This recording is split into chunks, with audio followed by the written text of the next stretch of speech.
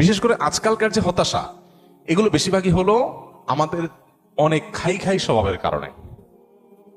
আমরা ভাবখান, আমি এরকম অনেক মানুষ দেখেছি, ব্যক্তিগতভাবে আমি পরিচিত অনেক মানুষের সাথে, নাই ভাই কিচ্ছু নাই, ব্যবসা বাণিজ্য অবস্থা একেবারে খারাপ।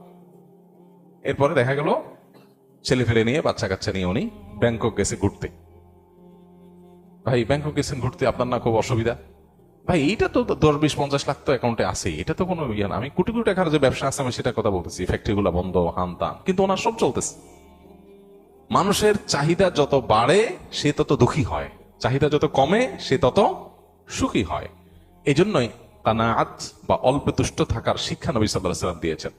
মুসলমান কখনো খাই খাই স্বভাবের হবে না। যত বেশি খাই খাই স্বভাব হবে, যত বেশি অন্যের কাছে আশা থাকবে, তত বেশি আপনি দুঃখী হবেন।